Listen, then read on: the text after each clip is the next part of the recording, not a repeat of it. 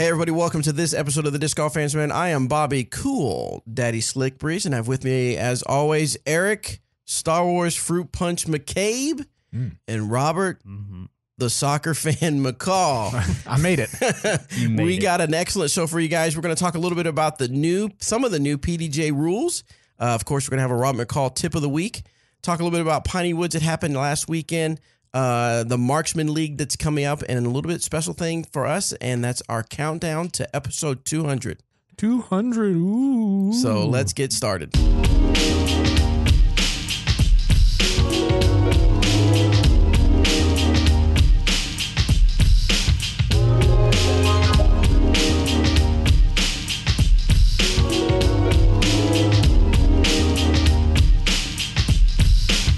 All right, so Eric, Star Wars Punch. So Fruit Punch? Fruit Is it Punch. Fruit Punch? I think it's a sport drink. Okay. I couldn't tell if it was like an energy drink or I thought like it was a sports drink. or... So what we're talking about, so me and Anthony went to a video marketing conference that was in Richardson, Texas. And on our drive back, we stopped, had a little pit stop to go to the restroom and kind of stretch our legs at it was Ardmore, wasn't it, Anthony? It was a gas station in Ardmore, Oklahoma. I walk in, and lo and behold, on one of the little displays, I see cans of little drinks, and on it says Star Wars. So I walk up to it, and I'm like, oh my God, this is awesome. And so I sent a picture to Eric because I knew he'd be excited. And then found out that they were on sale. They had just got them, and called Eric and said, what do you want? Because they had a C-3PO, they had Kylo Ren, they had Finn, they had... I didn't know Kylo just became a guy. Kyle Ren, I think is what you just said. Did I say Kyle Ren? Kyle, yeah. Kyle? But Yeah. Kylo Ren is a guy. Yeah, well, Kyle. Kyle. I liked Kylo Ren in Undercover Boss. Did you see that? Yes. Where he was Matt. That was Kylo good. yeah, my bad. That was good. That was Yeah. so good. So anyway, I was really cool because I know Eric's really into Star Wars. So anyway, I got him 2 cans, one with a Death Trooper Mm-hmm. and the other one with Yoda. Of course. And we're gonna put him. I got a Stormtrooper and C-3PO. Nice. Nice. So I need to put mine in the fridge. So we're Yep. gonna get them nice and cool, and we'll have to report back to you guys on how they tasted. Delicious. So Caffeine-free Anthony looked it up, and it's a vitamin caffeine-free drink. Okay. vitamin drink. All So right. there you go. So it's good for you. So did they say it was Perfect. from Tatooine or from the planet Hoth? Because that makes a big difference in the taste. Tatooine? Isn't it called Tatooine? Tatooine. Close. You're you knew what he was talking you're a about. though. ween anyway. Fair. You're a ween. So and Robert, You're not wrong. Yeah, Robert Soccer McCall. Robert, of course, is a big soccer fan. So is Anthony and Shane Klein here, our accountant here. So I think you guys are getting together or something to watch some soccer. Yeah, we're game, going to or- watch the Sporting Kansas City game tonight. They're in the Okay. knockout stage playing Houston Dynamo tonight. So, yeah, we're going Knockout. to have a good old time. Good. Is this like Kind of like this Mike is- Tyson knockout. This is you know the what I'm talking about. playoffs. Yes, that's This correct. is the playoffs. All right. So That's correct. what? How far into it are we? This First is round. Yeah, that's First right. round. Okay. Yeah. And how many teams made the playoffs? Yeah, 12. there you go. Okay. Cool. Yeah. Very nice. So good soccer stuff going on for the guys over there. My week has been crazy. Let's see. I drove down Thursday to Tyler, Texas for the Piney Woods. Yep. Had massive amounts of torchy tacos. How many times did you eat there? 5. I think that's the same for me. yeah, 5 times. Because I just miss it so much. I know. And then drove back on Monday. No, we drove partly back Sunday, the rest of the way Monday. Yep. Turned around and drove back there Tuesday and drove back Wednesday night. Lots of That's travel. fun. Quite the time for you, my friend. Yeah. So in Tyler, Texas, we were there for the Piney Woods. Me, Robert, were there for the Piney Woods. Of course, another 282 players. That sounds about right. It was a big field yeah, for sure. 282 players. Had a great time out at the 3 courses. Of course, Dogwood was the course that everybody talked about. They loved it, how challenging it was. Congratulations to Bradley Williams, Dude. on that killer last round. Because Dude. the first round, he shot a 65. No. First on Dogwood. Yes. Second round. 65. Round 2. That was round 2. Oh, was that round 2? Okay. We played together second round. Both of us fell prey to not great drives, but then just awful punishing kicks. Because occasionally out there you can throw a bad drive and get a good kick and find yourself in still a decent spot where you can scramble and save birdie or save par or something. But I mean, time after time we'd throw what was a decent drive sometimes and then just get an awful kick. Now mine were worse than his, but just get really bad kicks and just find bad spots. So he shot 65 the first round. I shot 68 on dogwood, and that was pretty rough. And for reference, dogwood is a very challenging, super challenging, very tightly wooded course. Yeah. Yes. Yeah. And so second round, I had a better round. I shot 62 our second round out there, which ended up being rated 1,003, which is fine. I mean, certainly not great, but like I played a lot better. Bradley shot a 51. Smoking. I shot 1,000 rated round and Bradley beat me by 11. 51. So here's the thing. That's so dumb. Like it got rated 1080 something, but that in my mind is a 1,100 rated round. It is. That's an unbelievable round on that course. So a Latitude 64 sponsored player, Emerson Keith. Keith shot a 55. Yeah, and people were flipping out over that. And that's a super good round. And the course record is 54 prior to that. Correct. And then, of course, Bradley comes and shoots the 51, which is now the course record. And that was to come from the third card. He was 8 shots back of the leaders going into that round. Yeah, so he pushed for that win. Yes, he did. And he ended up winning by 2, correct? Yes, that's right. Yeah. So amazing. So the famous dogwood even has a rock that says "Be warned." This is dangerous. This is an extremely or warning. This is an extremely difficult course. Yeah. For professionals, and I don't know. It's a daunting place to play. So I know Eric has played that course a few times. So tell us, between you guys, when you get to a course and you hear the history of it and you know it's difficult, in your mind, and what do you think in the discs that you're going to be using a lot? Like in the woods? Yeah. I threw a whole lot of putters and mid ranges just to kind of stay in the middle. And that's your wardens, right? That's wardens. Warden. I threw primarily wardens, and then the occasional slammer just to get around corners, or if there was any sort of wind, I always trust that disc. I threw quite a few EMAC truths and verdicts, and then the original truth I actually threw a whole lot because it's just you just put a slight turn on it and then it just holds, and you don't have to throw it hard to get it to hold over. And then I threw a lot of convicts, a lot of the Page Pierce signature convicts, just to try and keep it in the middle. And I relied also heavily on the criminal because it's a forehand friendly course, and so I threw quite a few forehands with that. Now you didn't play this year, but in the years past, is that kind of a similar game plan? Very, very similar. Yeah. Minus dominant forehand, obviously, but I love throwing more neutral flying discs when I'm in the woods. Okay. Especially a course like Dogwood. There's a lot of holes that it's placement. Mm-hmm. So you're not trying to get, like, if it's an 800-foot hole, the perfect placement shot, maybe 200 feet off the tee, 300 feet off the tee. So you're trying to hit those spots. You're not trying to just get as far down the fairway as you can. Granted, if you've got that game, props to you. But for me, I like to throw slower flying discs in the woods and rely a lot on my EMAC truths. Was there any, because we had, how many molds come out this year? 4 or 5, yeah. 4 or 5. Sounds were any right. molds that you didn't have last year that you thought you were thinking, man, you could have used that this year at Piney? Let's see. Not that I can really? think of, because I mean, I throw the EMAC truth a lot in the woods. The convicts in the bag a lot more now. Maybe a trespass would be, because I don't know that I was throwing the trespass a whole lot last year. I think I was throwing the ballista a lot more last year, but the trespass would be great on a few of those holes for a few of the forehand shots that I would throw. But other than that, not really. And the trespass obviously didn't come out this last year, but it's been a recent resurgence into your bag. Exactly. Yeah. So, Robert, didn't do so good the second round, but proud of you and good on you for looking at it and saying, I'm going to do better. And you came back, 4 or 5 strokes I ended better? up 6 shots better. 6 shots I better. started the round. Okay, I had a really, really bad first 7 holes that second round. I went 3, 5, 4, 5, 6, 5. No, 4, 5, 3, 3. Is that a phone number? Yeah, that's right. Yeah.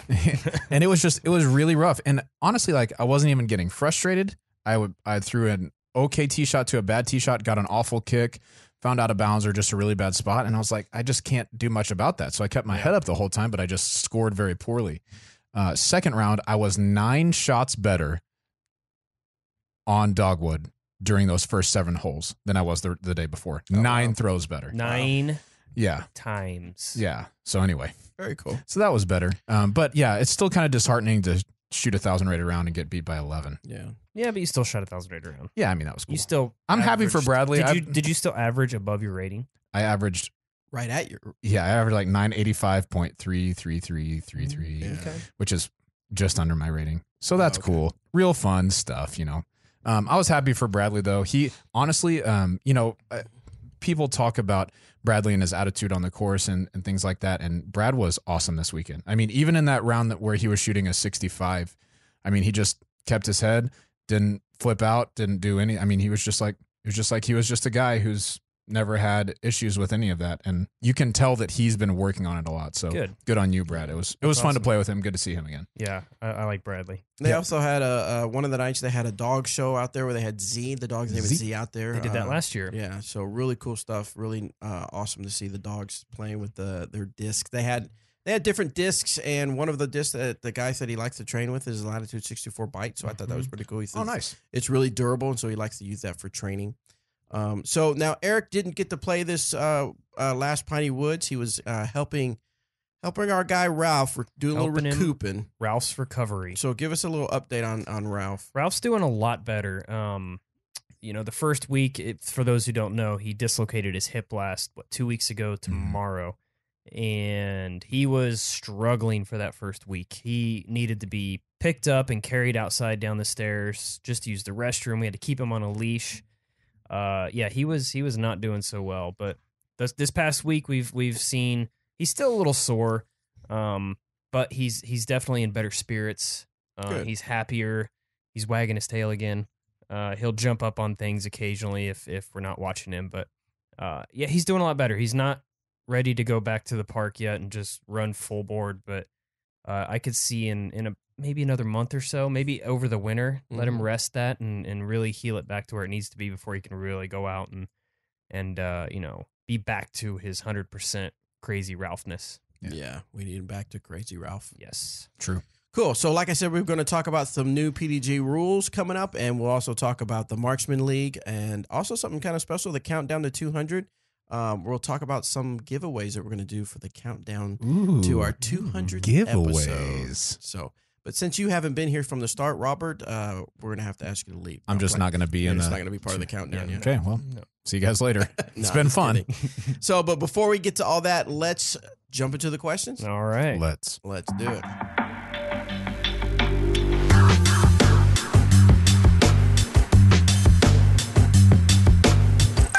All right, guys, remember, as always, go to discgolfanswerman.com, submit your disc golf question, and we will get you on the air. Either your voice or my voice. Yeah.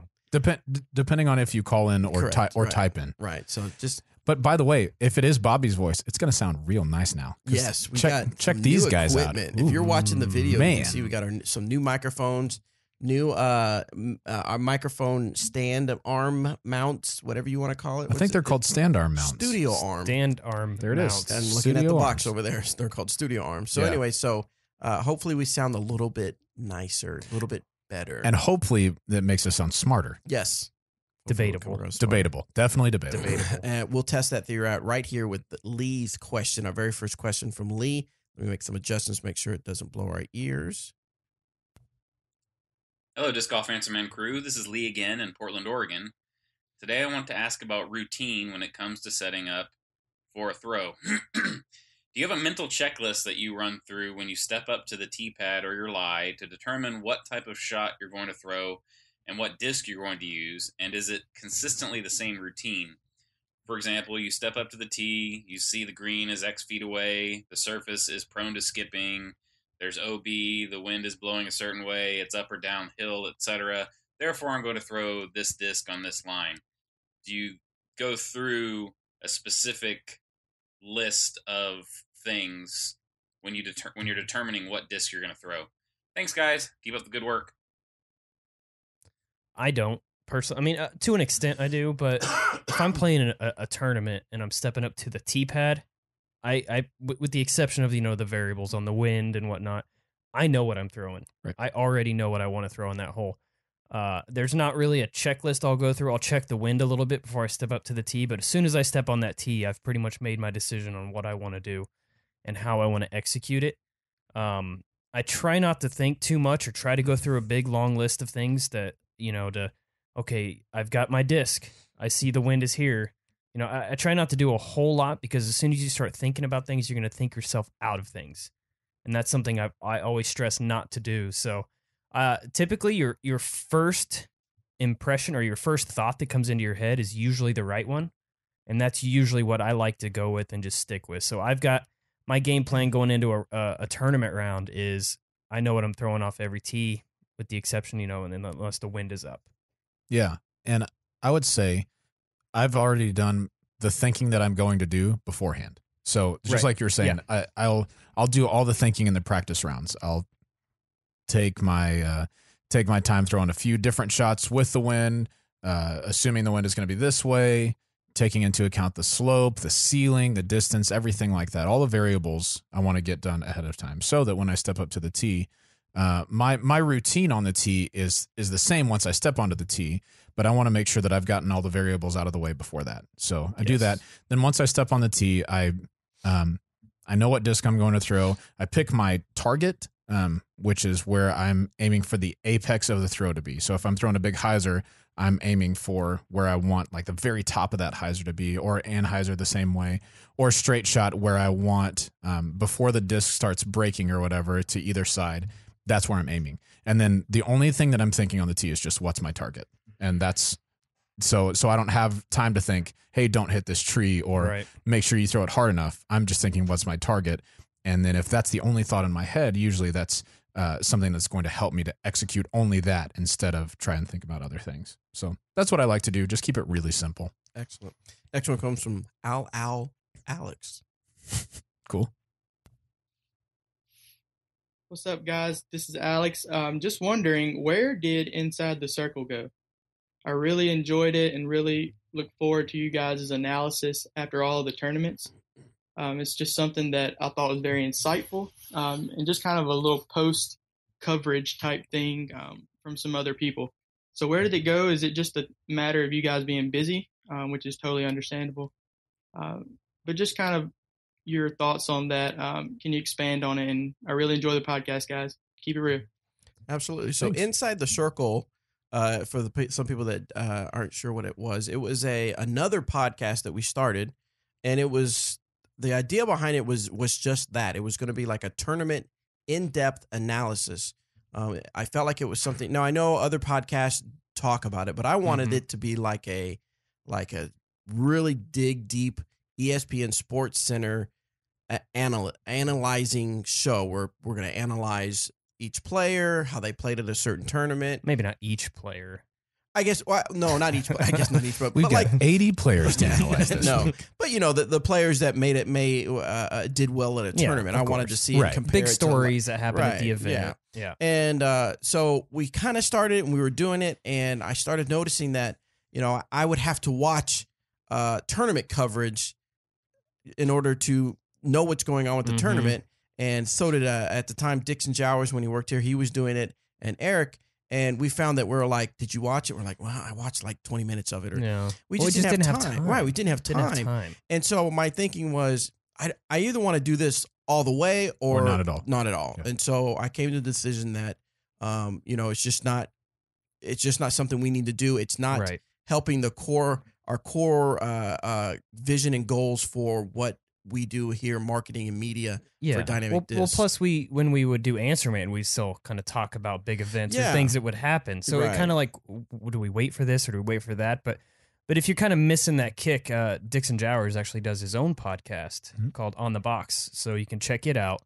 I'm pretty sure you can download it on iTunes and all those other cool ones as well. So that's it's kind of the same way. Yeah. It's just him instead of us. Right. So so he has his own little format, but he breaks down. He does interviews of the players from tournaments and stuff like that. So he's had some really good interviews on there. I think the latest pretty fun. one is the PDGA one, right? The new PDGA rules and whatnot. Yeah, he just sent me a link. I haven't posted it on, but the topics on that one, he says, what a finish in Jacksonville. The top 3 golfers in the world at it again on the last hole. Let's talk about how they got there. Conrad Damon from the Rules Committee was kind enough to stop by to answer some questions as well as talk about what almost passed but didn't. So anyway, really good stuff check those out from Dixon Jowers. So yeah, check that out if you're fiending for some tournament analysis. All right, let's see what Andrew has to say. What's up, Disc Golf Answer Man crew? This is Andrew Lowry from Austin, Texas, and I had a question for you guys about tee pads. So I have been given the opportunity to design 2 9-hole courses at K through 12 schools here in Austin, Texas. Awesome. And both of them have the same requirement where I can't use concrete tee pads. The tee pads have to be able to let water filter through due to construction rules and whatnot with the city. So I Oh was trying yeah, to think of Austin. what are some good alternate tee pads if we can't go concrete and we don't necessarily want to go natural. Also can't use turf. So yeah, just wanted to get y'all's thoughts on that. Appreciate it. Y'all are awesome. So Come what do on, what do you have to Austin. use? What is your deal? You have to use flowers or what? It's flowers, flower Flowers, tee that's what I pads. said. So you reacted, Eric. You were like, "Wow, Austin, is that something that I don't know. I think they've kind of gone through some more loopholes or something to get concrete poured at some of the Austin tee courses. I know there for a while, a lot of the courses in Austin didn't have tee pads, Right. which is kind of a bummer because they've got some amazing golf down there. But I Yeah. know a lot of the courses now do have concrete, and I remember hearing something about the city not letting them pour concrete, which is Yeah. just weird Well, to me. and this is on school grounds too. Yes, so that's this is that's absolutely a little another different. layer to it. Yep, but yeah. absolutely is. But first off, props for putting in a couple 9-holers at on the grounds of school with yeah, the kids. that's That is awesome. As far as a tee pad, man, something that'll let water go through it that's not concrete or turf. That's a tough one. I mean, at that point, you kind of almost just have to go natural because you don't want to go any kind of gravel because the gravel is going to be slick. You don't want kids slipping around out there. You know, for safety's sake, I got to say, man, somehow push that envelope to get the concrete poured or the AstroTurf put down. But I don't really know if there's another option that doesn't let water soak through. Yeah, I mean, I don't either. I think natural and find the most level spot for it. Mm-hmm. Well, And the great thing about a natural tee at a grade school type of course or a school course is it probably is not going to get as much play. It's not going to be tore up as quick. It's They're the not gonna kids use it for a throwing on it, tournament. not using it for tournaments. So I would suggest just keeping it natural for a while until it starts tearing up and you start to need to put something down or maybe move the tees here and there. But for now, I would just try to go natural. That's probably what I'd say. Very good. Very good. Next one comes from Andrew has another question. All right. What's up, Disc Golf Answer Man crew? This is Andrew Lowry again from Austin, Texas, and I wanted to ask you guys a quick question about course design. As I mentioned in my last question, I have the opportunity to design 2 9-hole courses here in Austin at K through 12 schools. And these are my first course design projects. I've been wanting to design courses for a long time, so I'm really excited to get the opportunity at these 2 schools. But basically, hopefully EMAC is there because I really wanted to ask him if he has any tips for first time course designers, major things to watch out for, major things that people overlook. Obviously, I know that safety is of the utmost importance, and I really want to design courses that can be fun for experienced players, but primarily it is for beginners. I want to make good 9-hole courses for people to learn the game, and just wanted any advice on that. And then Bobby and Robert, don't worry, y'all aren't left off. I wanted to ask you guys, and EMAC you can answer too, of course, if there are any things that you all notice when you're playing courses that really bother you, that you wish that course designers would take this element out, something that could improve the course from your perspective. So hope you guys have fun answering the question. I really appreciate all that you do. Y'all have a great day. Good question. It being your first course, I definitely would recommend, not hiring a professional or, anything from that aspect, but finding a local pro in the area that kind of is seasoned and has played a lot of courses to at least come walk your design before you put it out permanently, just because you just want to make sure that you're not missing anything. And it's kind of obvious on what to avoid. You want to avoid all playgrounds. You don't want to be, within 100 feet probably of a playground Or more. I Yeah. mean, if the wind's That's up the and you bare throw a minimum, hyzer, and that's yeah. throwing behind. You just want to stay away from that, from walking paths. Even if you get those parks and whatnot that have a walking path. Well, nobody's ever on that walking path, so it's fine that we have a hole next to it. Well, that's not. I mean, not just really. because nobody's like constantly on it, that doesn't mean all it takes is that one time. Yeah. That one time, and you get pulled, you get the course pulled, and lawsuits and all that good fun stuff. But something to keep in mind for this situation when it's going to be what did he say? Through K through 12, Mhm. so kindergarten through 12th grade. Those 12th graders. I don't know how interested the high school kids are going to be. You're going to have a handful that want to come out and play, but don't make the course difficult. Just Right. especially when these are going to be beginners, and probably a lot of the players playing that course is going to be their first time ever throwing a disc. So you don't want to frustrate them by having 400-foot holes or tight gaps or anything like that. So just try to keep it relatively basic, something simple, because there's nothing better than these kids coming out to a course and being able to get a birdie. A birdie for those kids, that's what brings them back. Yep. Having a throw in, or being able to birdie a hole or finish around par. That's what really gets these kids motivated to get better and continue coming back. Absolutely, I agree with you. Things that I get frustrated by when I see Bogeys. course design. Oh yeah, Man. well yeah, that for sure. I don't like holes that the primary route is up and over everything. That's just not. I don't think that does really well for everybody, because if you don't have a big enough arm to throw up and over everything, you're in a really tough spot. And then you open your course up to be more thumber or tomahawk predominant, or I don't know.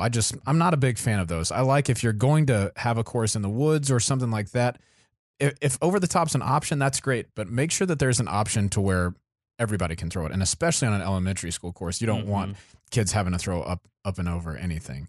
I don't like holes like that, especially because sometimes they're the fairways that don't really have a line, where it's just Correct. a poke and hope or poke and pray or whatever you want to call it. Really not a big fan of those. Create a gap, make it be fair, and then if people are going to go over the top, they're going to go over the top. That's fine, but that's not going to be everybody. Yeah. One other thing that kind of comes to mind is blind holes. Keep that to a very, very minimum. Even on a kindergarten to 12th grade course, I would say none. Yeah. Would probably make the most sense, so kids don't have to walk all the way up, find it, and come back. And a lot of walking in between holes can get a little frustrating. That's kind of frustrating to me. I don't mind having to walk, as long as when I get to my walk, it's a good hole. Yeah. I don't like walking and then being like, man, this could have been a hole here or a hole here. That's the stuff that's a little more frustrating. But, sometimes you got to have a little bit of a walk. Sometimes just to tie in the 9 or the 18 holes together, you got to have a small walk, whatever the property allows. Just try not to do it a whole lot. Right. So my frustration is, I guess somewhat similar to, maybe not, I don't know. Anyway, you probably heard this before, but don't make gimmicky holes. This is your first course. Don't think that all of a sudden you're going to reinvent the wheel. Sure. I'm not saying don't be creative and don't try to be genuine, or not. What's the word I'm looking? Don't try to be unique. Sure. I'm not saying don't do that, but don't try to be so clever. Right. With OB lines and putting a basket 2 feet away from the water because you're trying to up the difficulty level. Do that. Don't do that at all. It's not Never every do that. shot has Never. to test every skill you have. Some shots can be just nice, that'll just kind of test your straight. Can you throw it straight? Some can test, can you throw it far? Can you throw the hyzer? But don't put gimmicks. Don't make it, I don't like silly stuff. Yep. To where it's like, come on, I know what you were thinking. You were trying to make it super hard because either you just couldn't think of anything else or something like that. Right. The other advice I'd give, and I think you guys is the flow. Make sure there's a nice flow. I don't want 4 shots to be super hard shots in a row. Give me a little bit of break. Yeah. Let me have a win. Let me have a birdie, exactly. a win in there somewhere, so that I don't feel defeated after 5-6 holes, unless of course I'm just sucking it up. Doing. There's terrible. not much you can do. Yeah, but I mean, I love the courses here because there's certain holes where like, okay, I'm gonna get that birdie, and it's gonna feel good, and then I know that the other holes that are coming up are gonna challenge me. So that would be my only thing. And then I'm going to keep it real quick. And I don't know, Andrew, I'm not trying to piss you off. I hope I don't piss other people off, because I know people have a lot of opinions about this. Yeah. And I know you're excited about this being your first course. Kudos to you for whatever you had to do to make it happen. And Andrew, I don't know you much, but other than you're a listener, I think that you're a listener. But if you feel any kind of uneasiness or anything, try to consult with somebody who's been in the game for a while. Let them take a look. Let them help you. It doesn't take anything away if you ask for help on this course. You don't have to put your name, the stamp of Andrew on there and walk away and say, well, I designed everything. I did it all. Mhm. It's okay to ask. And Andrew, I'm not saying you're doing that. I'm using you as my general point I'm making is that don't be afraid to reach out. And it doesn't have to be Eric. It doesn't have to be John Houck, but somebody that, now obviously they would be good choices. Sure. I would love for you to call Eric and get some consulting done, but I just would rather see it done right the first time than rather 6 months later down the road realize you should have done this, you should have done this when the school's already invested in the whatever what do you call it? The basket, Yes, but the little thing to put the basket the ground in. sleeves. Ground sleeves. So that's all I'm saying is just make sure if it takes a little bit longer to get some people that have been around the game for a while to give you some help, take the time to do that because you obviously want it to be a very successful course. Absolutely. So that next time you go to another park and you're like, hey, so-and-so high school, that thing gets played all the time. People love it. I'd love to now put a course into such and such park and they're going to see the success and they're going to want to do it. So Yeah. It's definitely a measure twice, cut once sort of thing. Yeah. You want to make sure on the front end that it's good to go before anything goes in. absolutely. Yep. So, guys, what we have coming up is obviously McCall's tip of the week. We're going to talk a little bit about PDGA rules, but first, let's take a quick break.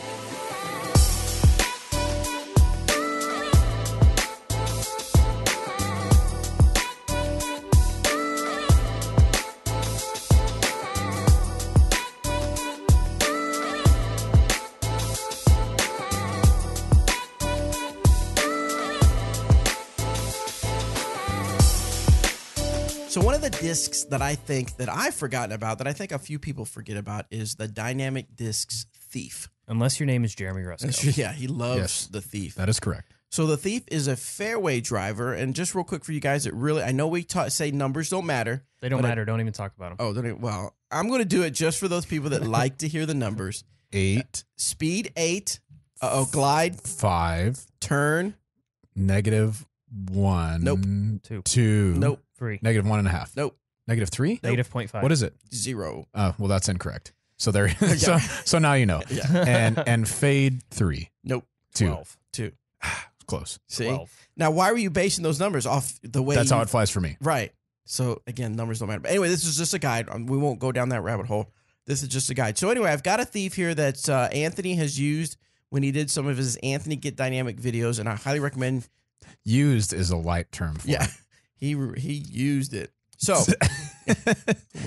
It's got he forcefully tested tested this it. thing out. So he's got a series called Anthony Gets Dynamic where he gets to try out a bunch of dynamic disc molds and puts out videos. So look for those on YouTube for sure. Anyway, so these are one of those discs that I can't put back on the shelf because it's a little bit beat up, a little bit, but it's still a perfectly fine disc for somebody else to throw. especially for free. Yeah. So yes, you can get it for free. So, but first, Eric, you tell us about your thoughts on the Thief. I don't throw the Thief. But what are your thoughts on it? For a beginner. No, I'm just kidding. It is an absolute great beginner / lower arm speed player. It's a fairway driver, so it's for me. I think it would probably be a great roller, like a Mhm. really understable roller Yeah. that I can get down really quick and need to go straight to the right. Yeah, Or that's what Eric Oakley is using them for. Is it? He's, Okay, he's cool. throwing those up for a lot for rollers. nice. That's good to know. Mhm. I've seen Jeremy Rusko throw this thing amazingly. Yeah, he does really well. Very much hyzer to flip to Annie almost and rides to the right and comes back. It just holds a nice straight line. It'll hold whatever line you put it on. It's one of those discs that for a player like me or Robert, we probably won't bag it, but if we did, it would have to be like a 60 to 50% type throw. Sure. But it does have a nice small rim to it, relatively flat, and it's a pretty good fairway driver. It was the Trilogy Challenge disc 2 years ago, That sounds I right. believe. Yep. And this is 1 year ago. the first year. That's right. first year? 14. Yeah. There you go. Yeah. This is the 3 years disc ago? that my wife uses primarily off the tee. and she can't throw super far. She probably gets it out there. I don't know, 200 on a pretty good pull, maybe a little bit more, 220. But I mean, it's just for her, it's just nice and straight, and then has a little consistent left finish. And if she torques it over to the right a little, it does still have some stability to come back for her. And so if you are a newer player or a lower arm speed, or you're looking for a pretty quick flip roller, if you're a more experienced player, I think the Thief is a good disc for that. Or have a decent arm and are trying to learn a roller. Yeah, absolutely. I actually bag a Thief. I have a Thief in my bag because it does turn a little bit for me, but there are certain holes, especially I'm thinking Peter Pan hole 14. Anyway, you have to throw it. It has to throw into the corner. Yeah. Mm-hmm. And it does perfectly. I throw it flat, goes out, and then it starts turning before it fades and dies. It turns nice for me and sets real nice. Sweet. So it's a good disc for me. Cool. Thanks. So if you think that's a good disc for you, check out online.com, the Lucid Thief. Or if you are near a buyback retailer and you just want to try the Thief out, we'd love to have you try it. Just buy yourself a Lucid Thief. You have 14 days. Make sure you check out all the details with the store that you buy it from. You have 14 days to try it out. If it's not a disc you think that's for you, bring it back and we'll figure out. The store will figure out what disc to give you instead. Mm-hmm. Good stuff. We want to give this one away? Yes. You want to go to discgolfanswerman.com/subscriber. And Robert, this time you pick the secret word. Okay. Today's secret words. The secret word is Thievery Corporation. What? Thievery Corporation. Is that one word? No. Okay. Do they have to know how to spell it? Yes. Yes. Keep going. You're doing well so far. ERY. Yes. Just Google it. Yep. Thievery Corporation. Corporation. Thievery. That's right. Corporation. Yeah. You can just sound that one out. So Co-op. Cooperation. Corporation. So anyway, put that secret word into the, you'll see it on the discgolfanswerman.com/subscriber URL, and we will pick a winner for next week and announce the name of that winner. And you can thank Anthony for the scrapes on top. The scrapes on the top. Yes. Thank you, Anthony.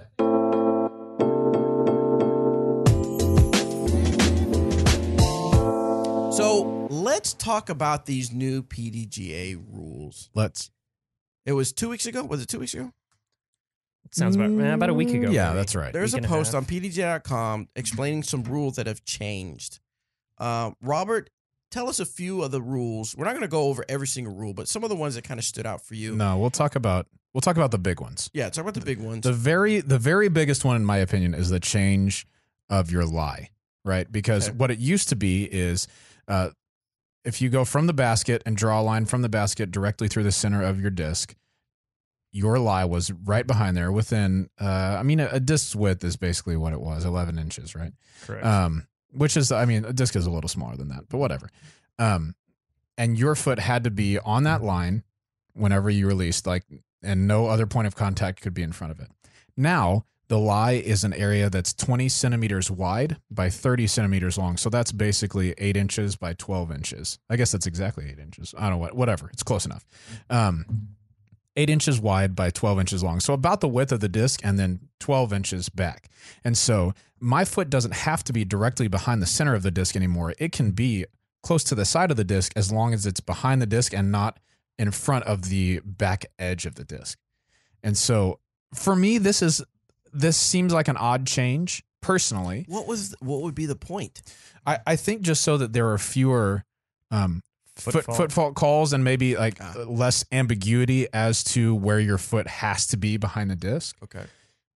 But I think part of the problem now is, all right, if I was running up behind this disc and we were using our old system and I clearly stepped outside or maybe right on the edge of this disc, you could say that was a foot fault because you can tell my foot's not behind the middle. Mm-hmm. And if I stepped even wider, obviously it's a foot fault. But now, if I step close to the edge of that disc, now I'm having to assume a line from here all the way back and then say, all right, say if I step right here, is that a foot fault or not? Benefit goes to the player, so no. So I'm just on a, I don't know why the change had to be made. I don't think it really mattered as much as people are really upset about it. Mm-hmm. I don't think it's going to be for me, I'm stepping behind the disc every single time. This changes nothing I'm for not me. changing a thing. Yes. Yes, this changes nothing for me, Yeah. but I'm just curious, and I'll probably actually go listen to Dixon's podcast about the rule changes just to see what they have to say about it. But that's just a curious one for me. Yeah. They also did the new change on the foot fault. Yeah, talk about that for a minute. Well, it used to be, well, I guess last year it was the only year they did it this way. Mhm. Okay. Like if Robert was in the middle of a fairway and he clearly foot faults and Bobby Brown sees it and he goes, foot fault. I would see it and I would call it. You would call it Even that? if I didn't see it, I would call Still call it. Yeah. It Oh, used good to shot. be- Foot fault. No, Yeah. foot fault. It used to be all you need is that one time. That Right. one person for your first interaction or infraction. Yeah. You wouldn't need a second, Mhm. but you would rethrow. Yep. From then on, if you foot fault again during that round and Bobby calls it, somebody else on the card would have to second it, and then that's when strokes get involved. Right. Now, there's no warning. Yep. You have to have a second, Mhm. but if you foot fault and Bobby calls it, I second it, you still take that shot. But You it's, don't rethrow, but you get a stroke. but it's with a stroke. Yes. So that's kind of the difference this Oh, year. So so- instead of warnings, there's no more warnings. Warnings Right. are out the window. But everything has to be seconded. Okay. And then you don't get to rethrow You it. don't get a rethrow. No, it you now. use the throw that you just threw. Yep. That way, if it's your buddy on the That card, seems to make sense. yeah, yeah. I mean that makes 'Cause sense then- to me. but- Yeah, because I mean, then if you go like, oh, good, I get another chance. Yes. Kind of Right. like that was a practice throw. Well, this happened Yeah. with I don't think it didn't happen maliciously this year, but Correct. this happened with Drew Gibson at Worlds this year. He was playing the Jackson course. Hole 18 is a par 5. His disc was kind of like in a little divot or something, and he went to throw his second shot. He was kind of trying to play for an eagle, and he stepped on his disc and just yanked the disc right into the trees. And the people heard his card mates heard him step on the disc and called a foot fault on him, right? Which was the right call. the right thing to do. Yeah. So then he gets to rethrow with a warning, but no penalty. No and I penalty. mean, it's their last hole of the round, so he's probably not going to foot fault again. And he goes from there and puts it at like 40 out and makes eagle, where he would probably have been a sure 6, Yeah. if not worse. And so Now, if it happened now he plays that shot with a penalty. with another penalty, shot, Yeah. now that'd have been like a 7. Yes, that would have been rough. Yes. So yeah, I mean, I like the change. I think that people are going to have to be really cautious to make sure that they are 100% positive it was a foot fault before they call it. I don't think you're going to see a lot of foot faults called anyway. I don't think so I really either. don't. Not but- not on tour, on the professional side of things. At No. least. I just don't. I just don't see it. I'm not. Yeah. I don't call. I mean, if you hit your mark, and nobody's around, I'm there. What's the point in me calling it? Right. You know, I might There's tell no you, hey, second. Hey, Yeah, no, for the next time, so you know. just so you know, just be careful. Watch Yeah. watch your footing. Especially if somebody's not being malicious with Yeah. it. It's And- not like I'm trying to gain an advantage by And- accidentally clipping my marker. Absolutely. And to be honest, if we're playing a tournament round, I don't even look at your feet. Yeah. I'm not paying that much attention to what you're doing. Right. I obviously I watch the shot because I'm supposed to watch the disc, and if you goes in the woods or whatever, I'm supposed to help you find it. Yep. I keep an idea, a good idea of where everybody's at and what's going on, but I don't watch you like a hawk. No. Like Yeah, I'm because more- I'm not trying to I'm win in that my way. head on my own game. I need to worry about myself. I'm not worried about what you're doing. Yeah. And for me, if say somebody's lining up a standstill shot and it Mhm. looks like they're going to foot fault, I'm just going to tell them before that. Absolutely. Or lining Just- up a putt. Yeah, just so we can say, "Hey man, just so you know, Yeah. your left foot is in front of your right. That's in front of the lie if you want to back it up a little." To me, it's frustrating when you're and I've experienced this where someone's sitting there watching you and you're lining up a putt. It hasn't happened to me. Yeah, but I've watched this I've happen. seen this Yeah. happen that somebody go, the disc is, 5 feet out of their hand, and they're calling foot fault on you because they knew for a fact that you were lining up Yeah. incorrectly. Just say something. And, Yeah, I'd and if rather it's know a ahead of weird time. straddle putt or something like that, I'll call somebody in my group over. Hey, does this look good? I always do that. Does this I do I always look check. good here? I mean, that's the easiest way to avoid any type of Mhm. of, And for your uh, own peace of mind too. exactly. So, yeah, I'd say that's probably the biggest change is the lie, and then associated with that is the foot fault, stroke penalty of the first time, and no rethrow. Just you play that shot. They said there's an optional rule that kind of plays like a hazard, basically, like a lateral hazard in golf, kind of, where if you throw out of bounds and this new OB option is in effect, instead of playing where the disc went out of bounds, you would play from the nearest inbounds point of the disc, throwing your next shot with a penalty or whatever. I could see this being helpful in some places and really exploitable in some other ones. Yep. So I'm interested to see where people use that one, but I don't know. The biggest I like ones are that the one. lie. I like that one. Yeah. I like that rule change. For sure. All right. It kind of avoids double penalties Yes. in a way. So if you throw a bee through a bush into like a pond, Right. instead of having to take it a meter in that bush, you can Right. take it back as far as you want. Yep. For sure. Very interesting. So there's a few more changes. Oh, there's a lot more. There's a I think bunch those of are We the don't big talk ones. about them. I just know that there's quite a few. So if you guys want to check that out, the PDGA, you can go to PDGA.com and It's in there, the scrolling banner at the top. Yeah. New official rules yeah, book released or something like that. I'll put a link in this Yeah. episode's post so you can check those I actually got rules out. a brand new rule book. Yeah. The other With- day, Sean Sinclair was here in town for the check the courses out for Junior Worlds next year, and he gave Doug and I a brand new book. And who's on there? A couple cool people. Mr. Ricky Wysocki and Miss or Ms. Ms. Paige Pierce. Of course, Yeah. the reigning world champions right there. So Yep. Pretty cool. two-time Ricky and four-time Paige Pierce. So really cool. That's Sweet. pretty cool. So, all right. So let's get back to a few more questions. Let's hear from Sean. Sinclair. Perfect. No. Oh, Yeah. okay. Hey, Bobby Cool Daddy Slick Breeze, Eric Emac McCabe, and Robert, you're my hero, McCall. Yes.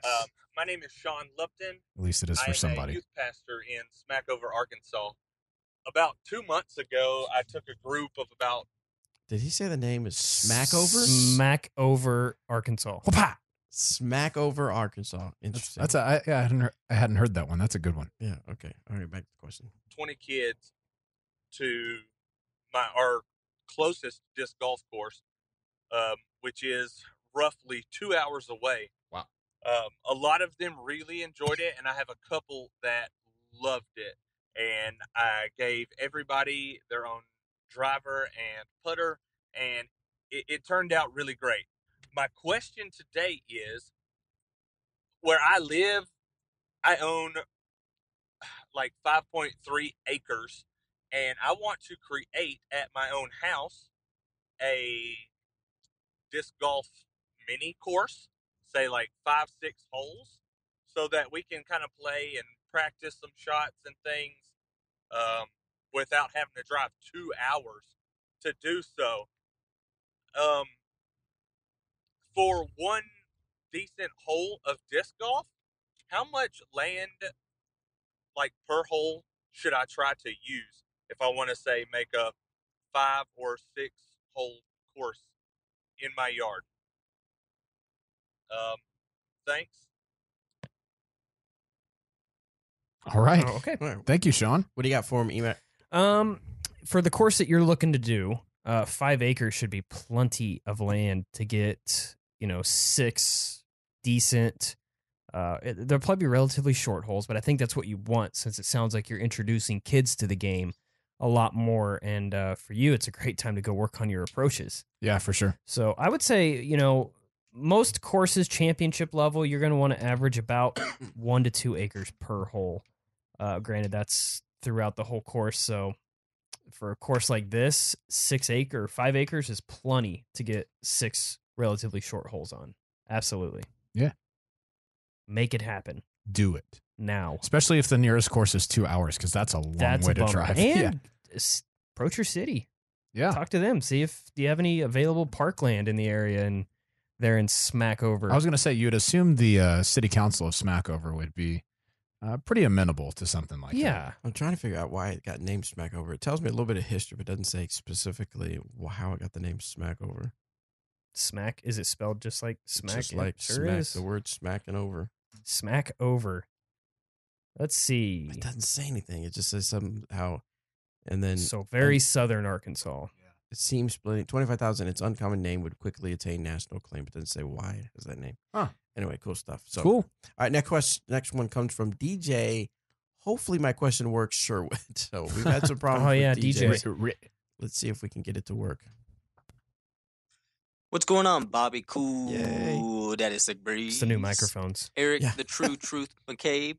And Robert, you don't need a nickname when you're that cool, McCall. Hey, guys. Wow. You and my so mom I think just so. had a simple That's it. question. I just figured I'd go ahead and try to ask you rather than figure it out for myself online. That's what we're here for. I just passed my MEPS exam, and I am actually going to be joining the United States Air Force this Nice. year. Awesome. So Thank you for that. I just wanted to ask, I really love my deputies. It's probably my favorite disc that I've ever used. And I actually was thinking about maybe doing a Dimax with the Air Force logo on there. So maybe if you guys could just run through, a couple stipulations as far as copyrights, that kind of thing, for some of us that want pictures that are a little bit more specific than just a personal picture. So I appreciate everything you guys do. Make sure you keep it real. And hey, God bless you guys. We love you and we appreciate it. And we really like the hard work for this podcast. Thanks. Thanks, Well, DJ. thank you. Thanks, Yeah, thank DJ. you very much, Appreciate DJ. that. First of all, thank you for your upcoming service. Yeah. Thank you Yes. for No doubt. being willing to give of yourself for the protection and Yeah. running of our country. My dad was in the Air Force, so I was raised up in the Air Force, and I was, of course, in the Marine Corps for 4 years. As far as so Dimax, in case you didn't know, it's a proprietary process where we will take any picture. Just Meh. about. Yeah. let me Most pause. pictures. We would say most images that you send in. Now, there's certain specs and stuff that you have to send us to get the best quality, but we will put it on a disc. We have a pretty good selection of different discs you can put images on. Of course, some discs work better than others just because of the flatness of the plate and stuff like that. So, but anyway, so yeah, there Right. was a time where we would put anything and everything on a disc. But as disc golf gets bigger, there are certain copyright laws. In fact, we had to come to an agreement, aka spend a lot of money so that we could put Marvel on our discs as Dimax. But those turned out really sweet. So, as my understanding, if I remember correctly, we looked into the military, I think we did. and they are very expensive. Yes. Very expensive. So you can't get it from us per se. There are some other people that allow it, but I don't want to get anyone in trouble. I would just say keep researching. Mhm. Also, we don't have deputies that are able to be Dimaxed right now either. I was going to say that as well. I didn't even think about that. Yeah. Yeah. So, yeah. Because we just came out with Lucid ones, but we don't really do it on those. It's either Fusion or hybrid ones. And the Lucid ones are great. I want to throw my Lucid. Bet you won't. Quick story. What do you mean quick? But What? Noemi won. Congratulations to Noemi Bjerkes. Mhm. She won. And okay, so wait. Let me back up. Kevin Schaefer, one of our graphic designers, won in advanced. Did an excellent job At Piney Woods. At Piney Woods, did a really excellent job. I followed him for the last 6 or 7 holes on the last round. I was really excited because he was so pumped. I think he said it was like the best he's ever felt like he's done. Yeah, he So it was played really cool. steady. It was good. And it had me, Jackie, Robert followed for a little bit, Mhm. and then abandoned us so he could go do an ace run. And then I'm trying to get that money. and Corey Obermeyer and Jackie, of course, who work here. So it was really cool to watch him win that. Anyway, and then another person that won is Noemi Bjerkes, who works at the downtown store. So if you order from dynamicdisc.com, she will more than likely be one of the people that fill your order, and she is now the 2017 Advanced Masters Women champion of Piney Woods. So that's really cool. Awesome. And she was picking out discs, and she was like, Bobby, pick out a couple. I'm like, I'm not going to. This is you. You enjoy the winning. She goes, I don't need all these discs. And I said, no, I appreciate it, Noemi, but you enjoy your winnings. And then someone said, hey, they got some Lucid deputies. And I go, Noemi, can I? It was Pardon me, like, what? It was like, what? Lucid deputies? She was like, grab 2. I was like, no, okay, I'll grab 2. So, All right. so I have No. 2 Okay. Lucid Oh, yeah. That deputies. sounds good. So anyway, I can't wait No, to no, try no. those. Okay. They fly nicely. Yeah. So back to your question. Sorry, DJ. I would do a little more research. You might be able to find someone that does it. It's not going to happen on a deputy right now because we don't have any that can be Dimaxed. Cool. But EMAC Truth is a good one. But an EMAC Truth is a good one. We have some True. other ones you can do. True. So anyway. All right. Next question comes from Patrick. Hey, Disc Golf Answer Crew. Pat here. The aim of my question this week is to hopefully get some tips on making the most out of your disc purchases.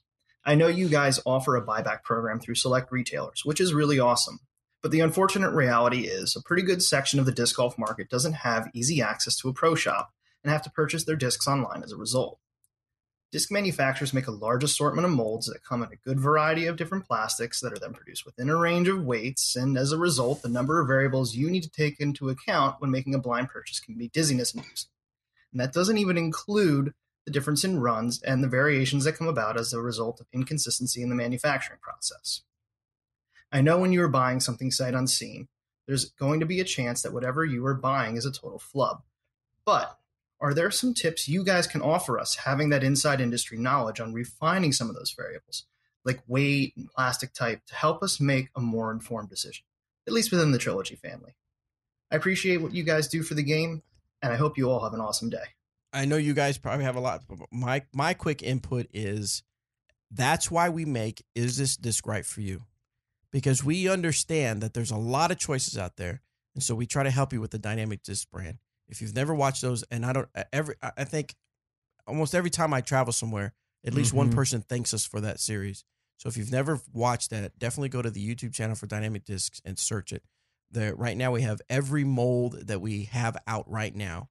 You can see from the Dynamic Disc line, and it basically is Eric throwing a disc, telling you his thoughts. He's kind of the professional, not kind of, he is from the pro side. He's kind of the sort of. professional here.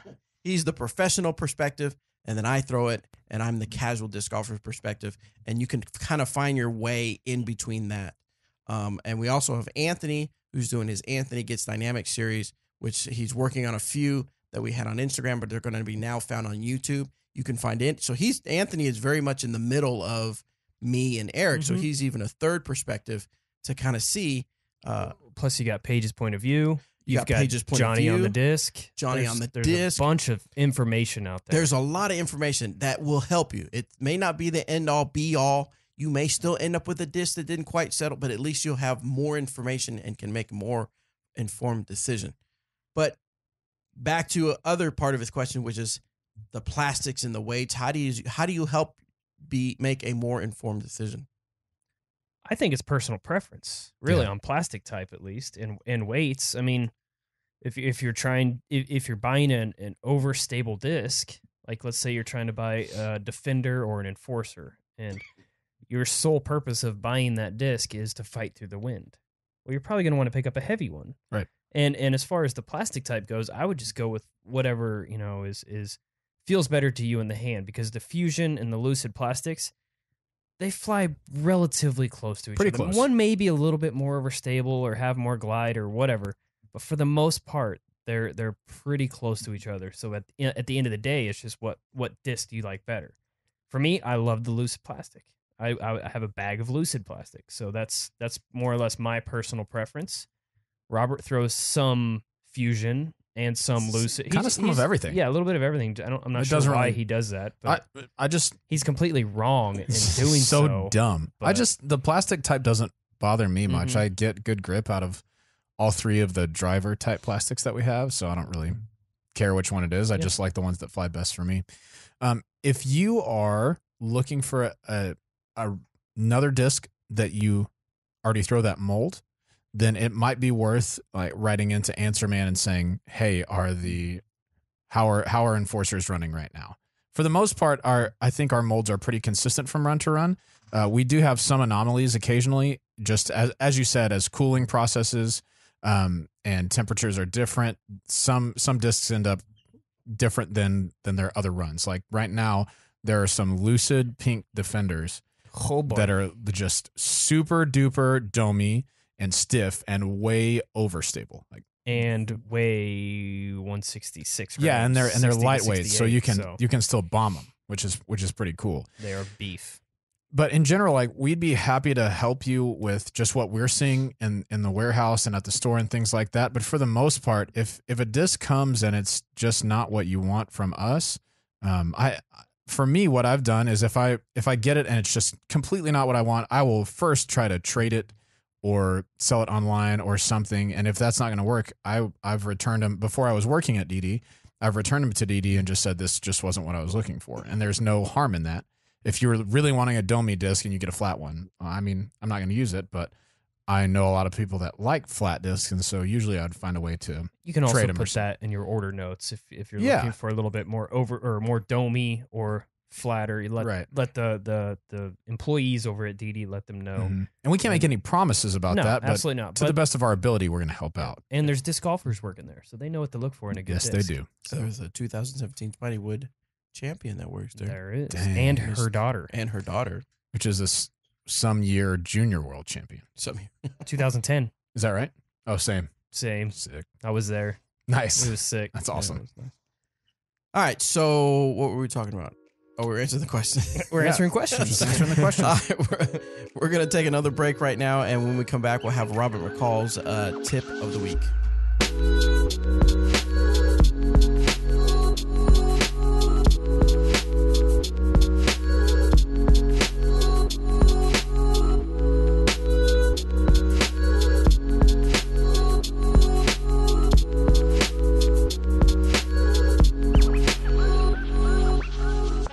So we talked about this on last week's episode, and we're still super excited. We've got a lot of feedback from it, but it's kind of our campaign, Dynamic Discs, Disc Golf City.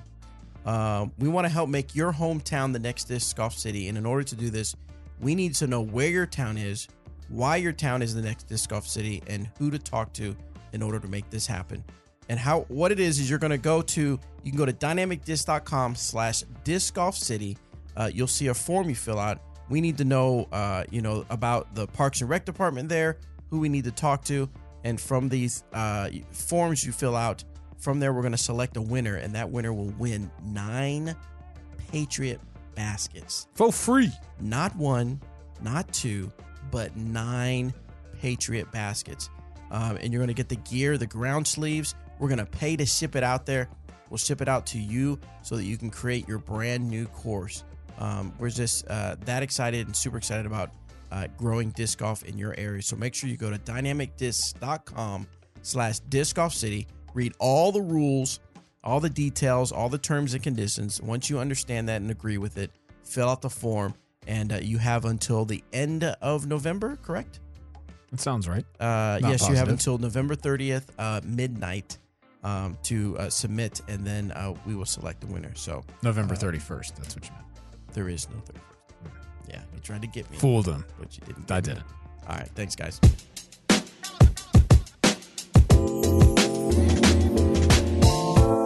All right, so we are back. Robert McCall, what do you have for us on this tip of... I think you did that wrong. Your introductory stuff is just crazy every time. the week? You're so crazy. So as we've talked about before, a lot of the quick tips that I share on here are things that I've been working on or experiences that I've had lately. And just coming back from Piney Woods, I've got one to share with you guys. And I think this applies to whether you're playing in the woods or in the open or honestly wherever you're playing. And that is that just as a rule of thumb, and this is how I play disc golf and how basically I think everybody plays disc golf. Disc golf is a game of percentages. So when I'm going to throw a tee shot, I take into account the percentage that I'm going to make it in the basket. It's probably pretty small, assuming that the hole plays, honestly, whatever distance. It's really tough to ace, but there's a larger percentage of me playing a line that could put me close to the basket. So percentage wise, I'm playing the larger percentage shot there, right? And I think a lot of times when we play in the woods or out in the open and say we are looking at a 50, 60, 70-foot putt, or we're trying to throw a shot through the woods and it's 200 feet to the basket, but the tunnel is really tight. A lot of times we kind of just disregard those percentages and say, well, if I do this, then I'll get 3 or I'll make my birdie or something. And a lot of times we lose strokes when we try to make the hero plays like that. And so today's quick tip is don't be a hero. You can score really well on a course without throwing any exceptional shots. If you just keep it in the middle, make the putts that you're supposed to make, and then if you're, however far out from a putt and there's OB behind or runaway green or something behind there, you don't have to run that. You can just put it on the pole, take your 3, and walk to the next hole. And the likelihood that you make that 2 is pretty small, but the likelihood of you running to make that 2 and not making 3, I'd say is pretty high in a lot of those circumstances. So this week's quick tip: don't be a hero. Be Just a 0. be somewhere in the middle of a 0 and a hero, and then you'll score well at disc golf. Yeah. No, that's well played. Thanks. Excellent. All right, let's get back to the question. We have a few more to go. This one is from David. What is up, DGAM fam? Bobby, the Deputy Brown, Eric, the Judge McCabe, and Robert, the Warden McCall. This is David calling from Oswego, Illinois. So me and my wife, Christina, we actually visited Emporia earlier this year, right after Memorial Day. Nice. And we had such a great time visiting Emporia, getting to play all the courses and meeting a lot of the cool folks at DD. I even got to play around with the big cheese himself, Mr. Jeremy Rusco. And we had so much fun that as soon as we got home from our visit to Emporia, we booked our hotel for GBO 2018. Nice. Awesome. So my question is for Bobby. Would it be at all possible to get a sneak peek at what might be in the spectators packs for GBO next year? I know they don't go on sale until December, but if you could give us maybe just a slight little spoiler of what might be in the spectators packs, that would be amazing. If your hands are tied, that's okay. I understand. Stay frosty, guys. I'll see you in April. So I wish I could be all mysterious and say, oh, if you could only know, I haven't seen any. If you could only know. Bobby doesn't even know. I have no idea. That is an ingenious idea by Doug Bjerkes. Mm-hmm. I'm not saying that he invented the idea, but to bring it to Glass One Open and his enthusiasm behind it and his ideas to make it happen and stuff like that, it all belongs to Doug Bjerkes. He did an amazing job the first time we did it. And he is the one that plans all that stuff out. So he would be the one to know. But I can tell you that it's going to be some really cool stuff. It always is. A lot of it consists of like discounts around town, a special disc, a few other little goodies that you get as a spectator. You don't have to get a spectator's package to watch. Right. But if you want to just experience Emporia, experience Glass One Open, but you don't necessarily want to or can play, this is an excellent way to be part of the GBO experience and come watch some amazing disc golf. I am super excited because, not to go on a side tangent, but I just started thinking about next year's media and stuff like that, and I really want to see what happens because we have the pros are playing on one course. Uno. So I know there's some riffraff and there's some people that don't like that. Riffraff. But I know, I haven't heard anybody say they didn't like it. Nobody really. I haven't. Maybe somebody has, but so more maybe on more the top tier level. The top tier level definitely like it. You've just heard general riffraff. That doesn't pertain to this. Yeah, it's just so many people just riffraff. For my part, I'm excited because that means you don't have to make any adjustments media wise. That means whatever plans we have to do as far as camera equipment or something like that, we might be able to up it a level because we don't have to worry about being at a different course each day.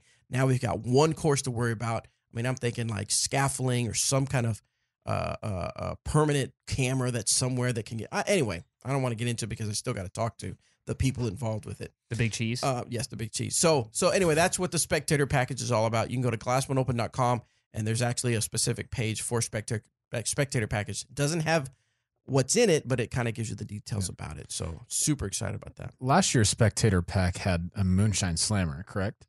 And that did. And that wasn't even in the player pack or anything like that. It was exclusive to spectators. That is correct. I would think it would be something like that. Not a Moonshine Slammer, but a disc that you could really only get in that package to start off with.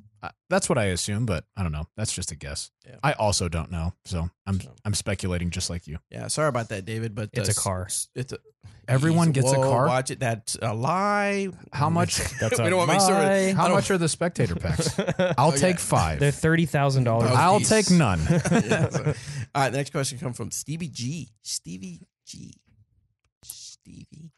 What's up, Bobby, Eric, and Robert? This is Steve from Milwaukee, Wisconsin. And I was recently on a road trip on the way to Wichita, and I saw that there was an EMAC billboard on the way in and a Paige Pierce billboard on the way out for disc golf. And it was the first time I'd ever seen such a thing. And I thought it was the craziest thing I'd ever seen. My wife didn't think it was as cool. I guess that's just how it goes.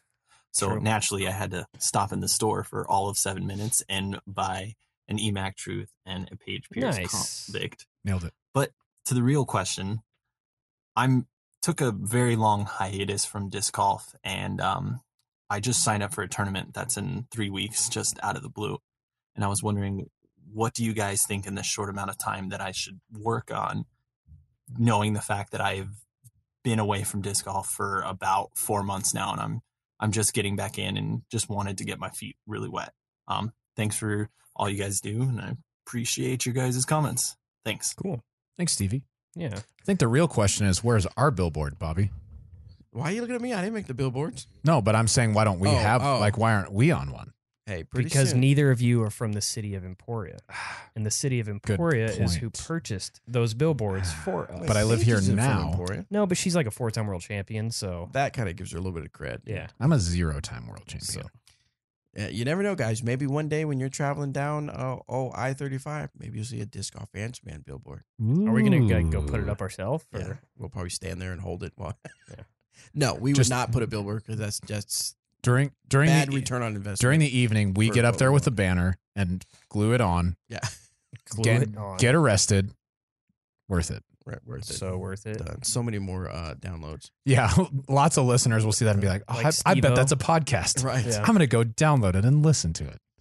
It worked for Steve-O in SeaWorld. I guess that's true. So Oh, Steve. So, what advice do you have for this guy?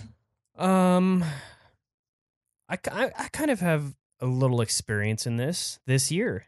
I took a lot of time off. I've only played, I think, 5 tournaments. So there was a lot of time in between events that I wasn't prepared. But I'm a little different, I suppose, because I've played so many events. But I would say, go into it with very low expectations and just go into it and try to have a good time, as opposed to setting a goal for yourself and going out and getting disappointed with Right. how you play. If you're really honestly just trying to get your feet wet again and just get back into the routine, that's really the only mindset you should have, is going out there and playing shot for shot Mm-hmm. and having a great time. Yeah, go just feel some of those nerves again, Yeah. And if you play poorly, so what, man? You're getting to play disc golf. You and- have an excuse. absolutely, yeah. Most people don't. Yeah. What I would practice in the 3 weeks from then until now would be, I would make sure my putting stroke feels really good, because Yes. even if you are throwing poorly and your putts are for par or for bogey, it feels a lot better to make that putt for par or for bogey than it does for bogey or for double bogey. It's just, I think if your putting feels good, the rest of your game can just be okay and you'll still score okay. Like that's honestly what happened with me at Piney Woods this weekend. I threw poorly and got bad kicks, but I was putting well, so it wasn't like a super duper disaster round. It was just like a man, that sucked round. I don't really want to do that again. Yeah. So anyway, I'd make sure that your putting and kind of your short game feels good, your approaches and everything like that, because I feel like that's one of the most stressful parts of the game, is putting and getting around to the basket. And if you don't love it, it can really hurt you if you start missing putts, because then Yes. you try to guide them in, and then you try to force them in, and then you just can't really find a rhythm. Fact. So anyway. Excellent. So one of the things I wanted to talk about also, we won't talk about a lot, but just know that we are going to have I've seen some questions on Facebook. Yes, we are going to have another Winter Marksman League. We are finalizing some of the final details. There. That seemed appropriate, Right. Necessary. It seemed very final. Yeah, true. A lot of finality to it. So anyway, be looking as soon as Derek gets all the details figured out. I'm going to work with Robert. We're going to do a video explaining and all that stuff. So we'll get information out to you so you guys can get that started. I know a lot of you are anxious to do that. We also have, we mentioned before, countdown to 200 episodes. 200. Is that not cool? Now, I've said this before. Technically, I think we're right at 200 because of interview episodes and special episodes, but specific numbered episode, we're counting down to 200. This is episode 192. I want to do some special stuff. Starting with episode 195, we're going to start doing some giveaways. So 195, 6, 7, 8, 9, up to 200.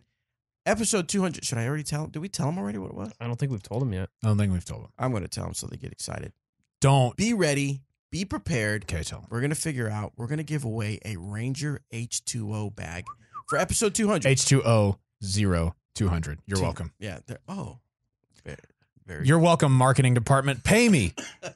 So anyway, so 195, we're going to give away some discs. We'll give away some hats, some shirts, and stuff like that.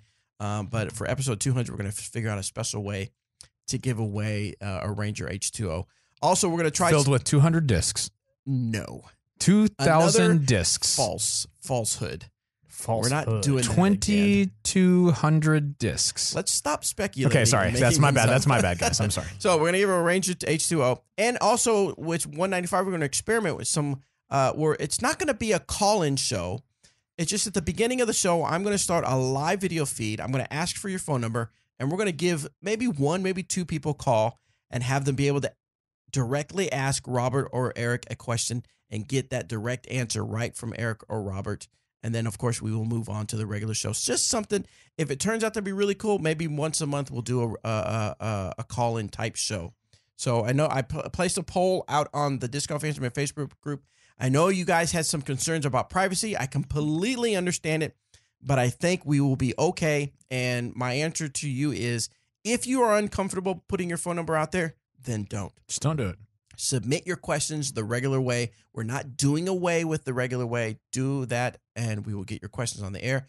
But if you're okay with doing that, then we'll have a little fun with it and do some live stuff with it. I think that's really cool. So anything else we need to cover, guys? I think so. I think we're that's good. it. Yeah. Pretty calm for disc golf. Yes. Yeah, season's over. Congrats to both Ricky and Paige for their victories and Tour Points championships at the Disc Golf Pro Tour. It was in Jacksonville this last weekend, right? Yes, it was. In Florida? Yes. Yeah. Pretty exciting final round to watch from Ricky. Ricky, Paul, and James Conrad, and Simon Lizotte and Dana Vici. Mm-hmm. They had a really fun last round to watch. Few of them were in it right to the end, so that was pretty cool. And then Paige just dominated. Yeah, Paige had some struggles early on, but then started to pull away toward the end. And so, yeah, you need to go check those out for sure. Congrats to them. And I think that's basically what most of the big dogs are going to be playing for the rest of the year. I know I spoke with Zach Melton the other day, and he said he's going to continue to play some smaller events, B tiers, things like that. There's still a couple decently sized VPOs coming VPOs up. out there. That's one I really wanted to play this year, but I'll be headed north, so I won't get to play VPO. South. Especially with those new veteran baskets. That's been one of the issues with Veterans Park course is that their baskets just haven't been great. It's because that course has been in the ground for a long time. Yeah. I played a tournament there in 1997. Wow. That tells you how long that's been there. I was barely even born. That's not true. That's not true. No, I was 12. Anyway, but yeah, I would have liked to have made that one too, but we'll be heading down to see family. Yep. Another one. Congrats to Chris Clemens, Latitude 64 sponsored player. Clemonade. He's now rated 1020, and he is the highest rated lefty in the world. Pretty awesome. That's cool. And he is just a super cool dude. Humble guy. Obviously a great player. Does he still work at the Kansas City store? I think so. Okay. Works at the DD Kansas City store. Yep. I've played with him a couple of times this year, and one of them was at Monkey Island, and I beat him by one the first round. I was feeling, all right. And then he beat me by 6. The second like I round. did to you last night. Yes. So make sure that if he's really solid. He's a solid player. I like Chris Clemens a lot. If you want to meet the highest rated lefty in the world, yes, stop by the Dynamic Disc Kansas City store and tell him that Disc Golf Answerman sent you. Yes, do that. And say hi, shake his hand. Don't shake his left hand because you want to make sure he keeps that rating high. That's like, what is it, Zoolander, where he just wears the glass around just to preserve his hand. That's right. That's what Chris does now. Yeah. So anyway, all right, cool stuff. So I want to end this episode with a question of, I don't want to call it question of the day, but question of the episode. And I got some hats to give away. I'm going to give away a hat to just randomly to someone who sends in their thoughts on this. So my question is, now that I know disc golf isn't over and everybody says, oh, disc golf has seasons, but it is kind of a wind down as far as the big hype of disc golf. I want to know, tell me what is your top tip to someone who wants to practice and get ready for the next season. What do you do in the off season for disc golf? The way I want you to know your answer is, I want you to go to Dynamic Discs Instagram and send us a direct message. Send the DM to Dynamic Disc Instagram. Tell me your thoughts on what you got planned for this, quote, off season of disc golf, and I will pick somebody. There's no right or wrong answer. I'll just randomly pick someone, get your address, and send you out a Dynamic Disc hat. There could be some wrong answers. There could be some wrong answers. Well, yeah. I'm not going to go learn how to crochet to help my disc golf game. Why not? Nothing against Hand-eye crochet. coordination. Fine motor skills. Right. Anyway, I'm going to pick someone from, remember, Instagram, Dynamic Discs. Follow us. Send a DM, and I will pick a winner. Let me know your thoughts on that, and maybe we can have a conversation on there. That sounds Cool. good. Sounds like a All winner. right, guys, we will see you at. Thanks for your patience and for your forgiveness for this being a late episode. We will see you, well, early next week because we'll be recording regular, right? I'll be here. Cool. Bye.